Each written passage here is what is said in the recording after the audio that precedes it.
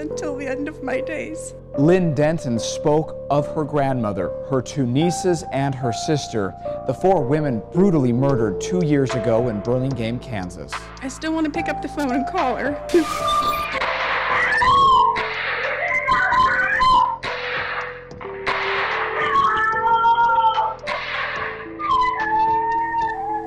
When the phone rings, I want to hear her cheery voice say, "Hi, sister." Hey guys, my name is Steve, and today we are going to take a look at another horrible case with you. This is enough to put light on the fact that not every killer would be a nervous disorder patient. In fact, some people are so cruel that they use this thing as a weapon. James did the same and ruined the life of many people, not even giving a thought at what his actions would lead his life to. No one could imagine that people are capable of doing this. Let's delve into the true crime story of the Kahler family massacre. It all started in the early 1980s when James Kahler met Karen Kahler in Texas University. James was graduating in engineering while Karen was a freshman in the humanities department. Soon they both fell in love and were ready to get married. But who knew that this lovely couple was going to face a miserable event?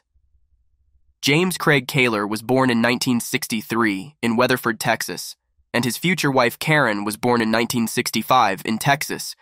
They both were from the same place, and that's where their story started. James was a good student and performed well in studies. He was well known for his cleverness and sharp mind. After being together, Karen and James thought of getting married. They both got married in the presence of some of their close friends and family. People used to admire them as they were, a lovey-dovey, happy couple. But no one knew that things would change so horribly. They had their first child, Emily, in 1991, and then they had their second child, Lauren, in 1993, and used to live peacefully in their warm, cozy, and peaceful house in Weatherford. They were quite well settled and well off by local standards. Later in 1999, Karen and James had their third child, Sean, and right after his birth, James received a great job opportunity at a large utility store in Weatherford, and this sudden change made him think that Sean was lucky for him, as he got such a lucrative job right after he was born, and this made him adore Sean even more.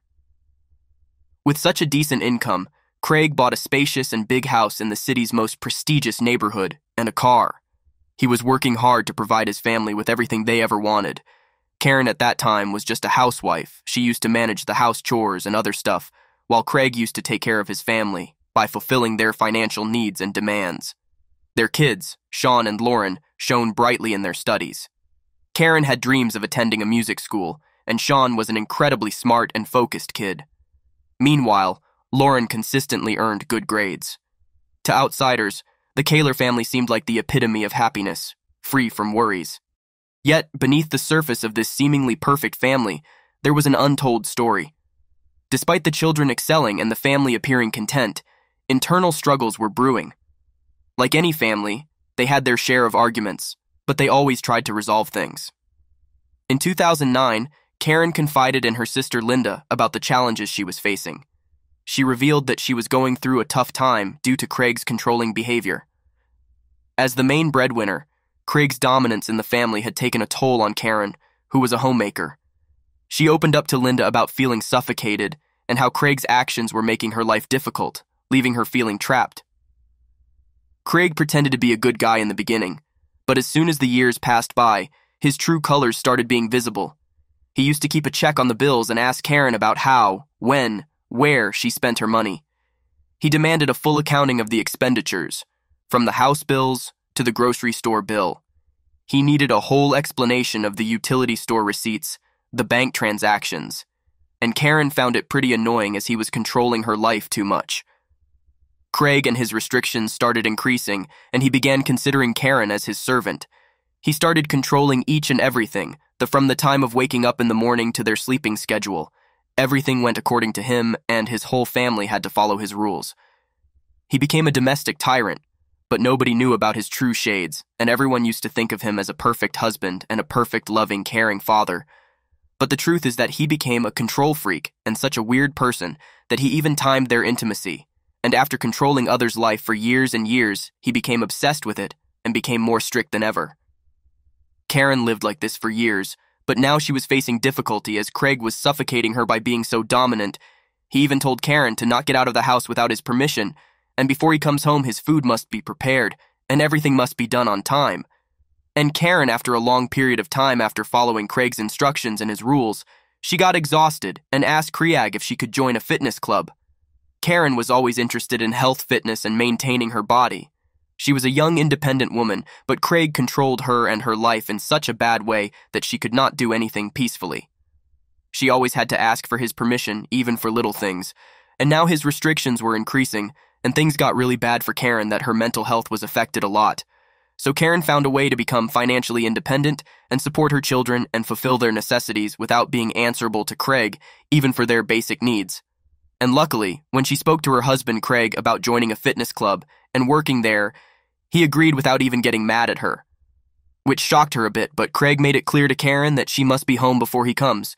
He needs the laundry to be done properly, the food prepared, their intimate life must not be affected, but her job and everything must be done before he comes home.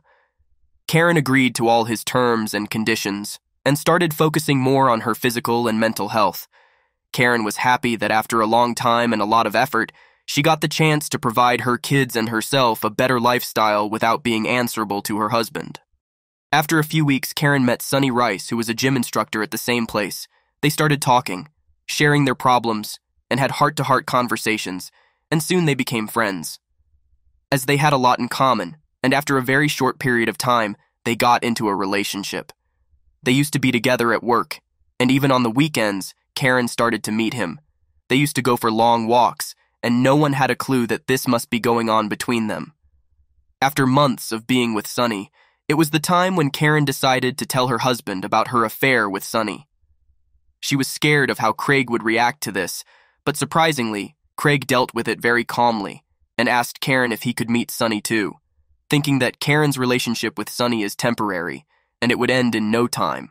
But after a couple of weeks, Kraig noticed that Sonny and Karen got even more close than ever before. Sonny used to send flowers for Karen and other gifts. They spent a lot of time together, and this was the time when Kraig took this matter seriously and demanded Karen to end her affair with Sonny. But she continued to speak to him, and after nearly 2 decades of her marriage, she was ready and decided to leave her husband and to be with Sonny. Kraig knew that he must do something to save his marriage and decided to leave the city as he was, seeing his marriage ending and losing his control over his wife, which was disturbing him even more. He was habitual of the dominancy, and now, when Karen was all set to leave him, he spoke to her and convinced her to move to another state to save his family. He started searching out for a new job, and soon he found a great job at a great position as a water director in a large company in Columbia, Missouri, a city neighboring Kansas. Thinking that now his wife's affair would end, but things took a turn. 2008 proved to be a tough year for the family, as the kids had to change their school and adjust in the new city by making new friends, which was a bit hard for them initially. They had to shift their house, which was also hectic, but somehow they managed to do that. And now Kraig was thinking that by doing all these sacrifices he would save his family, but he had no idea that Karen and Sonny would start meeting secretly. They were in contact through phone calls and text messages. They used to secretly meet each other. At that point, Karen knew that her marriage won't last long, because she no longer loved her husband anymore, and soon she would divorce him and continue her relationship with Sonny peacefully, and no one realized it. Until December 2008, when Kraig and Karen went their hometown to celebrate New Year Eve with their family and friends, and Sonny was also there in that party. Kraig saw Sonny and Karen looking at each other, not breaking the eye contact, holding hands, and even some guests told him that they were found meeting secretly, and this made Kraig sure that his wife was still in contact with Sonny, which made him furious. That day on their way back home, Kraig held Karen's hand, forcefully dragging her, which ripped her clothes and she got bruises on her hand. Kraig was extremely mad at Karen because she insulted him in front of everybody, his roommates, his friends, family, and colleagues by holding hands with Sonny, which gave people a gesture that they were inseparable lovers. Kraig realized that everyone was making fun of him, that he could not do anything to separate his wife from Sonny, and she had an affair with him even after moving to a different state, made Kraig feel disillusionment. This made Kraig verbally abuse his wife and Sonny, and he dragged Karen from that party and tortured her physically, slapped her, and hit her with things which made her stumble. After a few days, Karen told Kraig that she was leaving him, initiating divorce and custody for her children. Kraig started begging Karen to not leave him and separate the family. He asked her to give him another chance to prove himself and make this marriage work. Kraig even called his family and mutual friends and asked them to talk to Karen to not leave him and break the family, but sort out the issue and stay together. But Karen had made up her mind that she won't live with Kraig, no matter if she lives with Sonny or not. But she would not live with Kraig anymore because of his controlling and suspicious nature. In spring 2009, another argument took place while they were living under the same roof till now. Karen thought that it would be just like a regular fight. But in this argument, Kraig tortured Karen physically, and she filed a case against him for physical violence, and he was arrested for domestic violence. In the police station, Kraig said that he was talking to his wife calmly, and she was shouting at him, and he just held his wife's arms to calm her down, which caused bruises on her hand.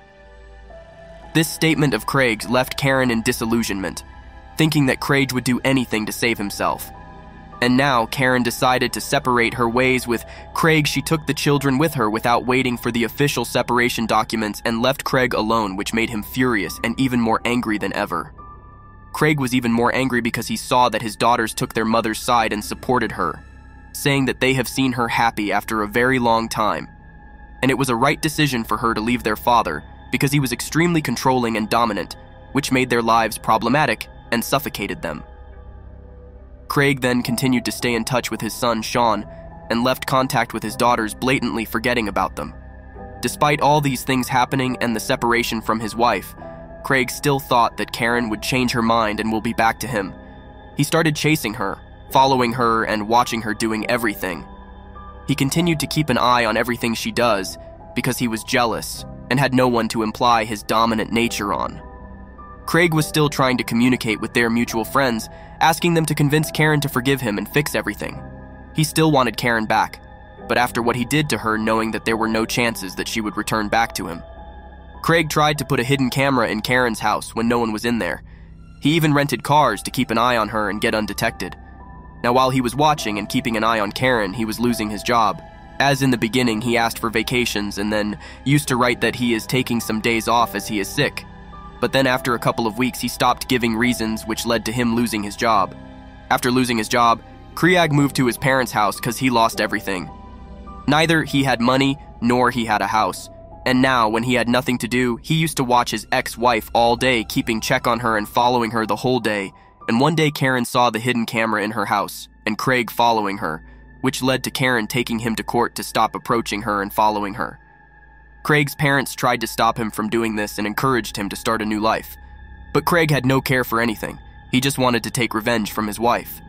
Kraig did not stop chasing Karen, and in November 2009, before Thanksgiving, Karen decided to visit her grandmother Dorothy Wight's house with her kids for vacations, but who knew that this would be their last visit? On the evening of that day, the Berlin's police got a call from Dorothy's neighbors telling that they saw a van outside her house and heard multiple gunshots, which terrified them, and they did not want to see what happened because they thought that it was a robbery case and the person was armed.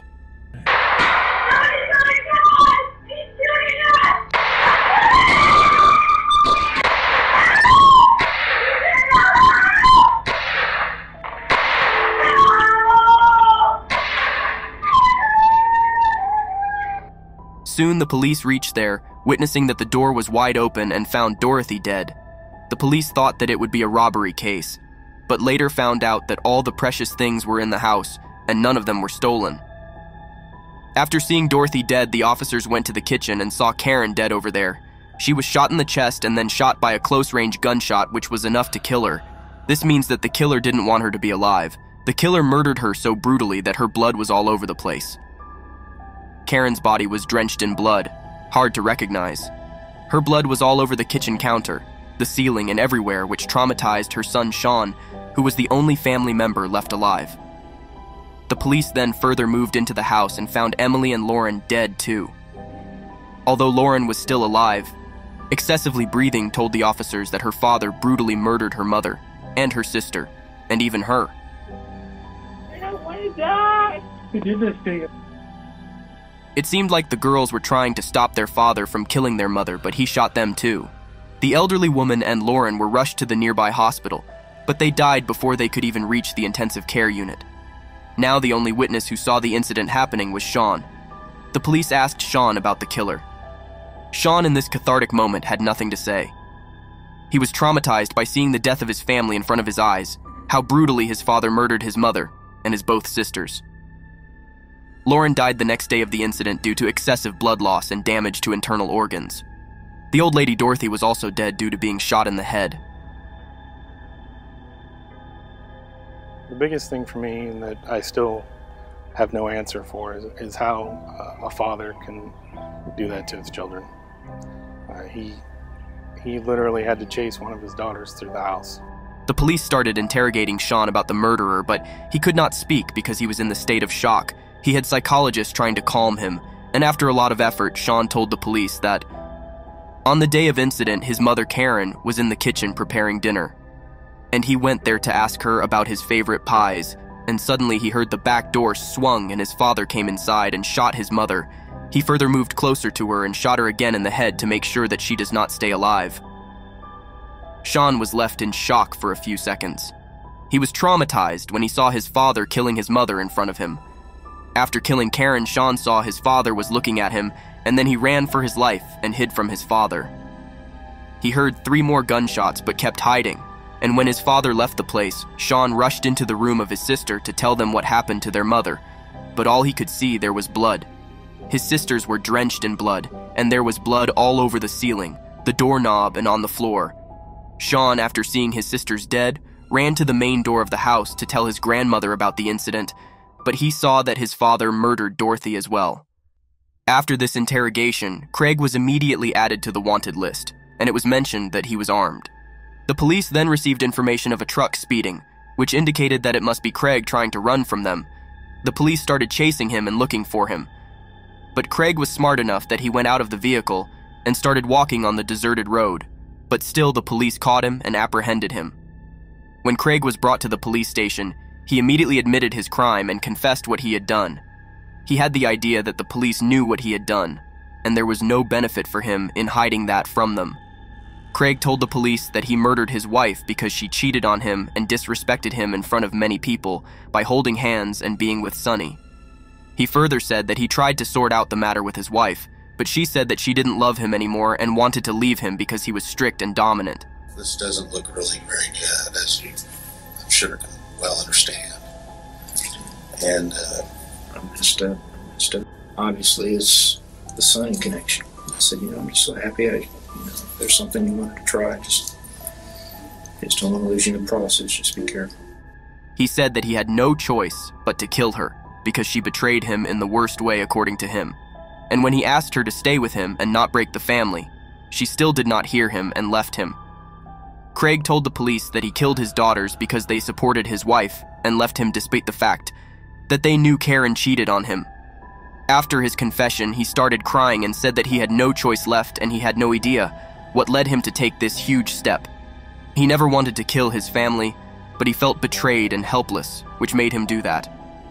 The police asked Kraig why he killed Dorothy, and he said that he would murder everyone who betrayed him, as according to him, Dorothy would have convinced Karen to stay with her husband, but didn't do that. Later, Kraig's lawyer blamed his actions on mental illness and insanity, saying that he had no idea what he was doing, and tried to make the court believe that he is suffering through mental illness. But it was all a lie, as it was his only option to avoid the death penalty as he murdered 4 people. The lawyer tried his best to prove that Kraig saw his wife cheating on him. His kids betrayed him. He got fired from his job, and this made him insane, and he took the life of his family. During his trial, his defense argued that he had mentally snapped following his divorce and job loss. At the time of the murder, they asserted that he suffered from depression and had an obsessive-compulsive, narcissistic, and histrionic personality. The prosecution rebutted the defense's psychiatric testimony with an expert psychiatrist of its own. The prosecution's psychiatrist conceded that Kahler indeed suffered from clinical depression, but argued that he was still capable of planning the murders. But the court found no evidence of insanity, so the court of Kansas in August 2011 charged him to spend the rest of his life in jail. Kahler showed no emotion today as he heard his fate.